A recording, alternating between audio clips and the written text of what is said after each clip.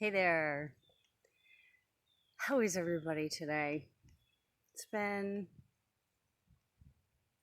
an interesting week again. We are certainly living in very interesting times. There's no doubt about that. I imagine that probably a lot of people out there must be feeling a lot of fear and concern for the future of our world on many levels. And this isn't just an American view. I'm sure that around the globe there are fears and concerns circling wide and hitting deep, deep places inside of us that create a great deal of concern. I think that this is just part of our evolution, that at certain times we're called to pay attention to that fear and look within and ask ourselves what it's about. And not just react, but to really look deeply inside of ourselves and figure out what it means and why it's there. It's legitimate to be afraid of, say, a bear that you encounter in the woods and it charges you. But is it just as legitimate to see that bear, which takes notice of you and ambles off into the woods and doesn't do anything? Certainly we're going to have some adrenaline from an encounter with a bear. It's normal. But once the bear ambles away and nothing has happened, do we still need to feel any fear? I don't think so. I think that we've trained ourselves to just feel fear all the time because we are constantly inundated with sources of constant input that creates a sense of fear inside of us. Fear of really existential things that often really don't affect us most of the time. And I'm not saying we should ignore things like a virus that could make you very sick, or we should ignore the concern about speeding maybe on the highway without wearing your seatbelt. I don't know.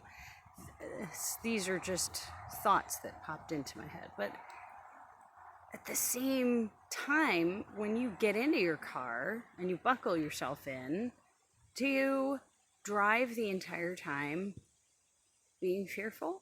Or do you only have fear in those moments when, oh my gosh, I just narrowly avoided an accident? I'm sure there are people who drive cars and they're afraid the whole time because they've experienced such a fearful thing that now all they can think about is that terrible experience, and it's very hard to be behind the wheel of a car and not be afraid. Eventually, however, I would say that as long as you're not consistently feeding your fear, it fades over time. I had a terrible car accident with my children in the back at one point, and it was one of the worst days of my life. And for a short time after that accident, because I was the driver when the accident happened, I did have some fear, especially at intersections, which is where the accident occurred. I had a hard time with that. But I still had to drive. So I kept getting behind the wheel and I kept driving, and eventually my fear faded because with consistent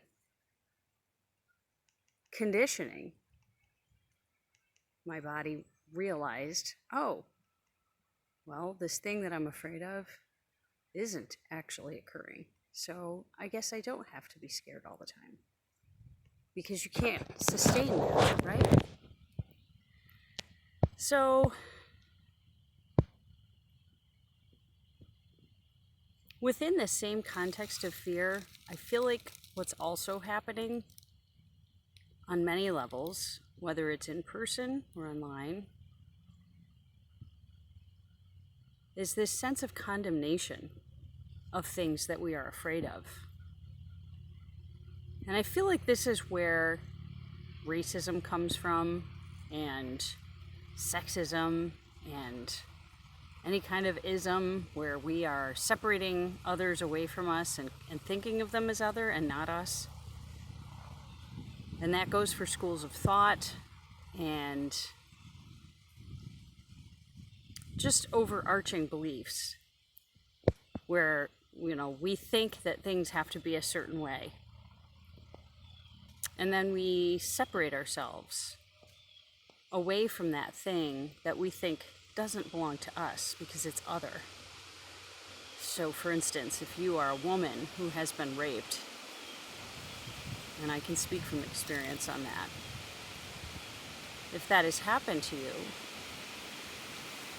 you kind of have this tendency to want to be away from any men who act in an intimidating manner towards you because you are fearful that maybe it will happen again. In my case, it was more anger reaction than fear because that's just who I am. I have a tendency to get angry about things instead of showing fear, but anger was my buffer to keep them away and keep them at a distance. And it still comes up for me, that anger about injustice and things that I don't feel are fair. And so it's just a way to distance ourselves instead of examining that internal reaction that we're having and finding out what about that internal reaction requires my attention so that I can heal it. Because I think that's what all of our negative actions or reactions to experiences really are asking of us, is that we look at that and we figure out what it is that we need to do to attend to it so it gets better and we don't have to go through that every single time we encounter a man who might be acting in an intimidating way, or any time that we get behind a wheel of a car and we are faced with the fear of, what if I have another accident?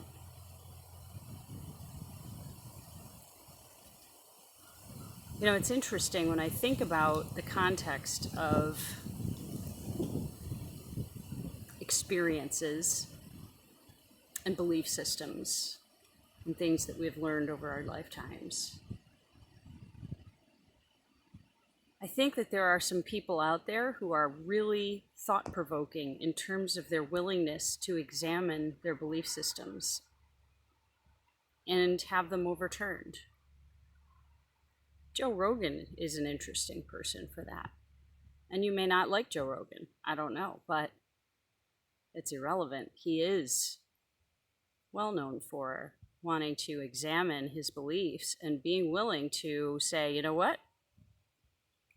I thought I knew what I was talking about on that level, and I had a set of beliefs about that idea. And now this person that I thought I would disagree with came on my podcast, and I talked to this person at length.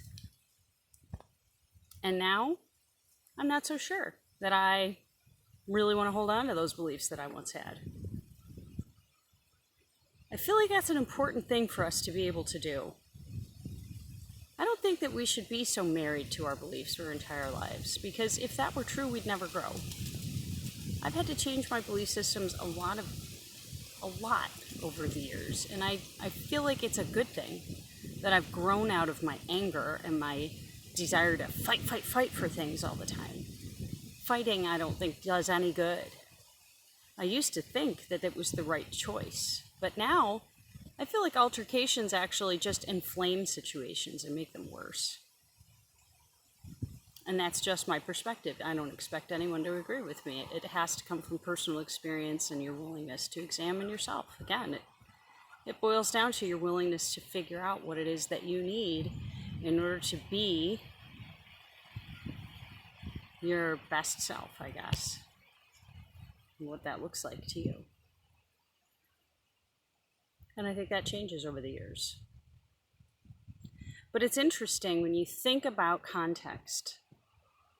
We have a context according to our experiences, and in those experiences, we build a world around ourselves. Our realities consist of these belief systems that we have created around our experiences and the things that we've been exposed to, the schools of thought, for instance.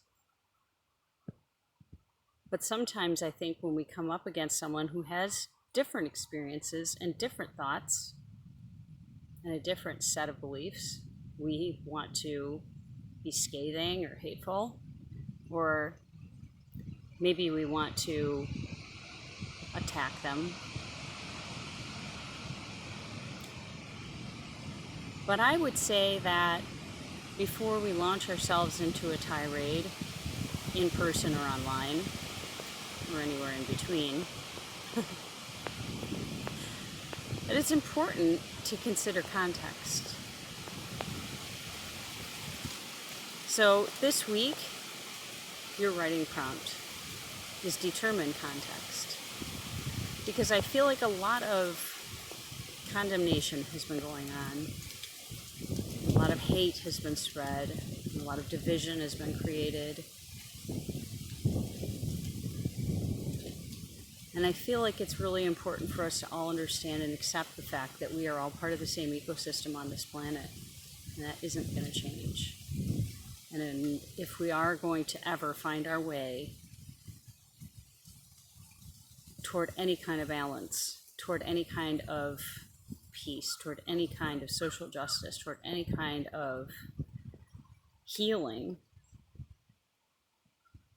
as a planet, because now we are a planetary structure of humanity. There is no way to see it. And I mean, we are a whole planet of humanity working together, whether we like it or not, whether we want to believe it or not. That is how it's working. And I think it's important for us to begin examining our belief systems and asking ourselves hard questions about what they really are. And determining context for the choices that other people are making and the things that they're saying and the belief systems that they have, I believe is important. We can't just put people on trial by public opinion anymore. When you don't know the entirety of someone's life story or the things that they've experienced or the ways they've had to live, you don't know who that person is. And grilling them online when you only know one story about a person's experience, I think is incredibly unfair. If that happened to me, I wouldn't care an awful lot because, again, I understand that aspect of online life that people are going to grill you sometimes because they don't look into context.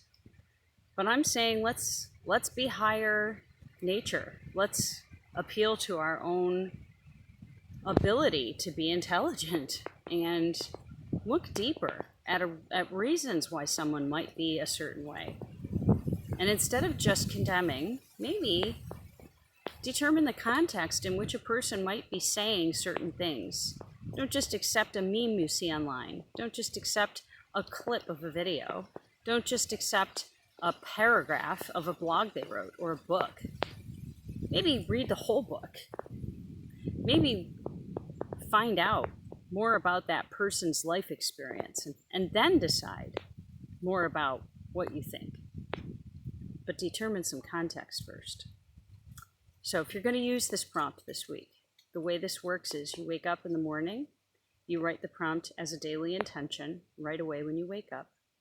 And then before you go to bed, you write a brief reflection, letting your mind just write whatever comes into your head, and then go to sleep.